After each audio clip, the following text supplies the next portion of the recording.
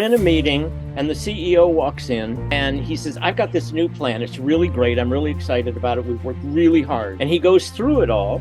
I heard what he said. I think the program's pretty cool. It's just not aligned with our values. Does anybody raise their hand? Most people, not a chance. A leader would say, I have a question. And the question is, I love the program. I think there's a ton of things in there that we could do, but I do have some concern about how it aligns with our values. And I'm wondering, would it be possible to open that discussion?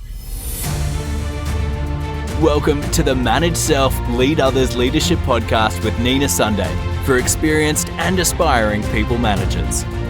This show helps you explore ways to become a more intentional leader. Each episode, host Nina Sunday speaks with some of the brightest business minds on the planet who share a passion to elevate and transform team culture. Workplace culture hides in plain sight. Is yours flourishing? Join the movement to make your workplace a better place to work. Are you ready? Because it's time to manage self, lead others. A thought leader and visionary, Dan Silberberg is former managing director of Oracle and former CEO of many other well-known brands.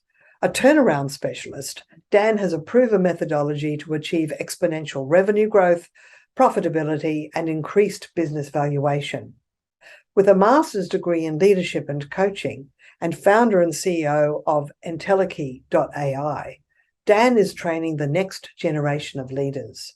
Welcome, Dan Silberberg. One of the things about being a leader is how do you think and how do you think differently? And so, as you know me, I tend to be provocative, and we might as well start right with something that's provocative. Exactly. I call you an iconoclast. Thank you. So the provocative statement is, short of the Bible, leadership is the most written about and least understood topic in the world. So let me give you a frame of how I see currently business structure, because the structure has a lot to do with leadership. But tonight, what I really want to talk about, I think every time we talk about leadership out of the box, we're in the end zone. It's like we started on the 5-yard line for footballers, and we went right to the end zone, but we never threw a pass or did anything. And so tonight, what I really want to talk about is being a leader, because until we understand who we as individuals are as a leader, leadership is kind of meaningless, right? It's like, well, what does it mean if I don't even know who I am, what my values are, what my mind maps are, what my belief system is, what my values are? And so tonight, what we're going to really do is take a deep dive into the inward journey. But in most corporations, what we're missing is the psychological safety. 100%. Right? It's not safe. It's not safe to make mistakes. It's not safe to not have the answer. It's not safe to actually delegate out leadership, because that's the power that I have, is my information and me as a leader. If I delegate that out, so how many people actually hire better than themselves? Very few. Part of the process on the inward journey is to become who we can become, to become our next most radiant self, our next best version of who we are. Beautiful. So how do we look at business today? Well, I'm sure there are going to be exceptions, so I want to have a general thing. Most corporations today are hierarchical. They're geographically dispersed. They're organized by division. But in a hierarchy is one frame. But the way the game works, it's called a pyramid. Yeah. So what happens in a pyramid? Well, from the bottom, there's lots of opportunity and lots of people can participate. But as we go near the top, it narrows. There is less possibility for lots of people to get there. And what that does is it creates a system. So the system is usually top down. The CEO will create the vision. He'll set the strategy for everybody else. right? It's sort of that top-down idea. Now, management, as it comes down, hopefully articulates what the CEO wants so that everybody gets aligned. But then we also know that if there's 10 direct reports to the CEO and you say, what's his vision and what does he want? Never will you get the same 10 answers. So within this pyramid, as it narrows, what happens? It's a zero-sum game. Either I get to be the senior VP or you get to be the senior VP. In many corporations, it is fear-based. It is don't make a mistake. It's a one-up, one-down game, right? I have seen this with my own eyes. Yep. And so I think a lot of people can resonate with this is the system. And the whole point of any system, a family, a business, a relationship with a spouse and children is a system. The whole idea of a system is homeostasis. Well, once we're in homeostasis, what that means is there's some elasticity here, but it's not here, and it's way not up here or way down here. And what keeps the homeostasis is fear of rejection. Oh, that we all need to belong, that sense of belonging. So it sets up fear of rejection or abandonment or whatever is on that continuum.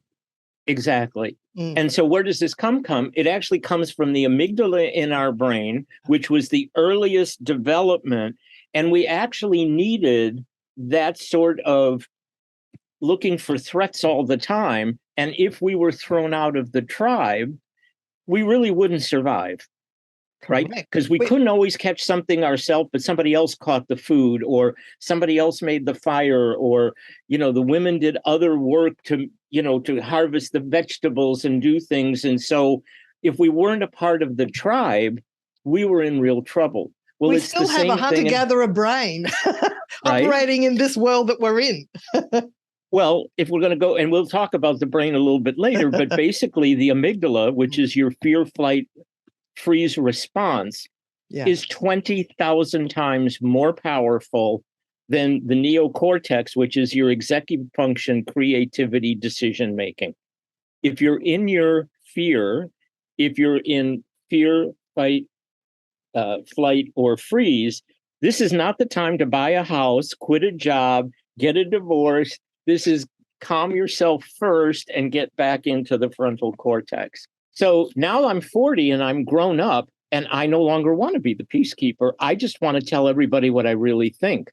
But to keep the peace and not to get rejected, I come back and I'm not in my value. I'm not authentic. I'm not where I'm a stand for in my life now here. And so when we look at the quiet resignation and we look at the quiet quitting and we look at the decline of people participating in the workforce, I think what we're really seeing there is that our core principles are what we're really authentic, what we want to be a stand for, what our soul and spirit knows we're here to do is in conflict with the career and the corporation. But isn't that wonderful that this is starting to rise to the surface? Yeah, it's lovely. Well, except for the bosses at the top, the executives at the top, they're trying to damp it down again. Well, they're being forced to do actually is they're challenged, and now they have to look at the world maybe differently. Now maybe the people are our biggest asset actually has to come into focus as opposed to a nice to have phrase. Yeah. And the people as they really are. Not as they're pretending to be. Yeah. Yeah. Something like that. So people can bring their authentic self to work. Not only can they bring their authentic self to work, they bring their authentic self to their life. Yeah. See, work is just what happened with the pandemic is work became a slice of the pie. Before the pandemic, work was the pie. And the family might have been over here, and my interests might have been over there. And so all of these things were more at the margin. And what happened during the pandemic is by being with our families, by being maybe by ourselves, we got to do some of the deeper work of actually looking at who we are and what we value. And now we have this kind of disconnect.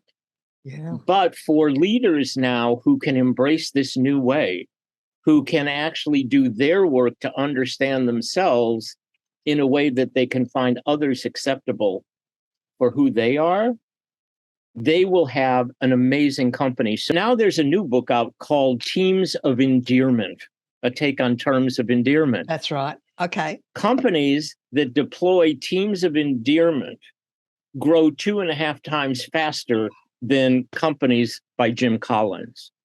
When there is a recession and a downturn, they are significantly less in terms of the downturn they experience. In other words, kindness and care is part of their value system. Is that one of the values? Yeah, the big value is empathy, compassion. Empathy. Yeah. Yeah. So I'll probably talk about different heroes that I have in my own journey. Please do. And Carl Rogers is one of them, and he wrote a wonderful book called On Becoming a Person. And I would recommend that to anybody who wants to become a person. Yeah. But the basis of what he said was that when I meet you, I want to be able to meet you exactly where you are, to feel exactly what you're feeling, to be in your experience the way you are in it. I don't need to own it, but the more I can actually be with you in your experience unconditionally and not with judgment, the more I'll be in relationship with you. Yeah? So a little off of that is that for all of us, our desire is to be accurately seen in the here and now with positive regard, consistently and unconditionally. So how many times have you experienced that from your boss, from your company, from the people you interact with? How often do you give that to your customers? How often do you give that to your spouse, your partner, your kids in developing your deeper relationships? And how much am I in judgment? I'm superior, you're inferior, blah, blah, blah, blah, all that stuff that goes on in our minds that's like keeps us. And it's all about the language of positive regard. So it's being willing to praise. And some people are a bit short on offering praise. Yeah. So tonight, what I thought I would do is I'm going to talk about the Achilles heel. I'm going to talk about why leadership is a Gordian knot and how difficult it is to, if you know what a Gordian knot is, it's the way it's all put together. It's almost near impossible to get it undone. Right. Yeah. And so I think that's a nice metaphor. We're going to talk some about values, and we're going to talk about our deepest yearnings. But the 4 things that actually I think are the inward journey of leadership, we'll start with, what does it say at the Oracle of Delphi? Know thyself. Absolutely. Socrates, a life unexamined is a life not worth living. Rilke, who's a German poet, again, one of my heroes and favorites, there's only one journey, the journey inside. And it's this journey that we take inside to know ourselves that actually opens up our chance to become the leader that we're meant to be.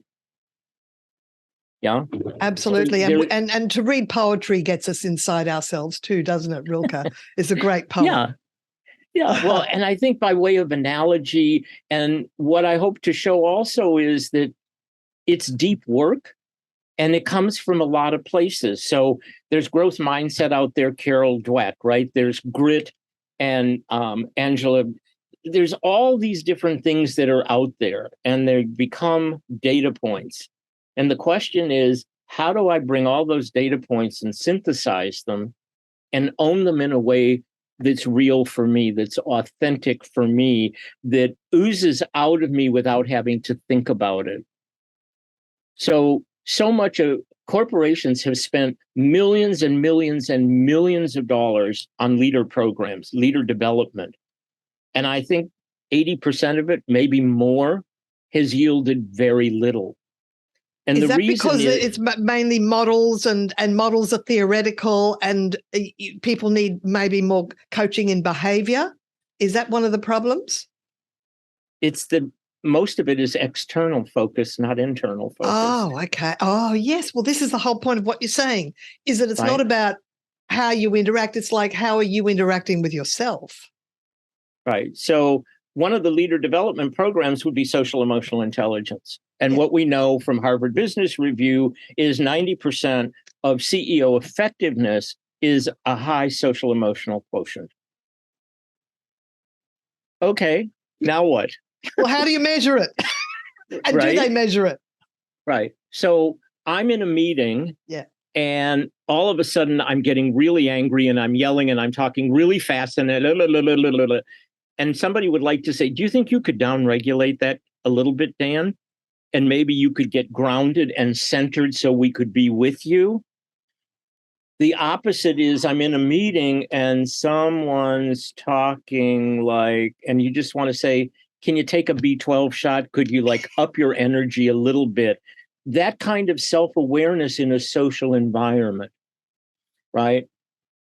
I just went upstairs. My boss just ripped me a new one about how inadequate I am, how bad a job I'm doing. Why isn't my team performing? And just, it was 20 minutes of nonstop bricks on my head. Now, what do? Do I go down to my team and do the same to them?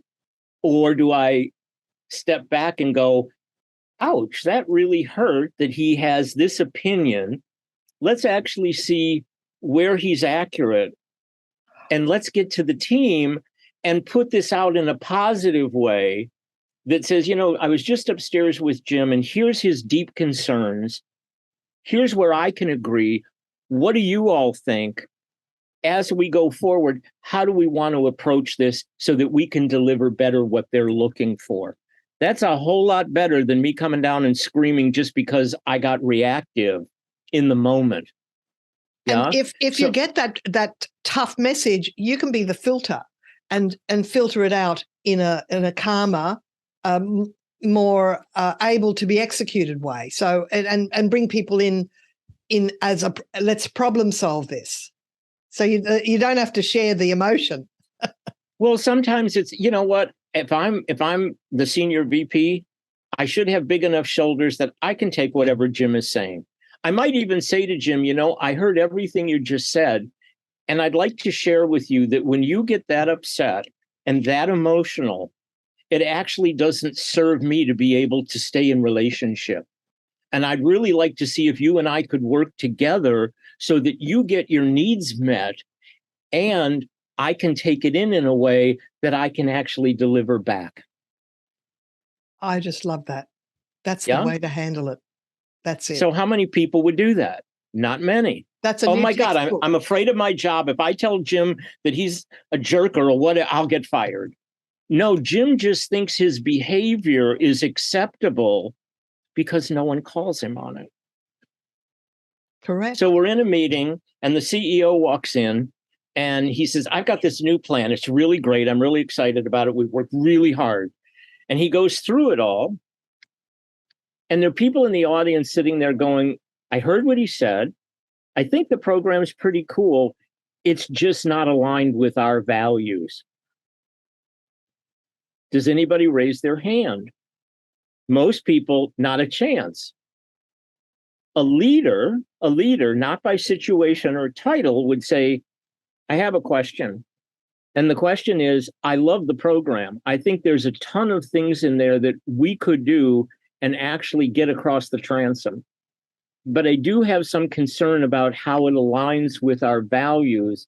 And I'm wondering, would it be possible to open that discussion either in a group or could I do it with you one-on-one?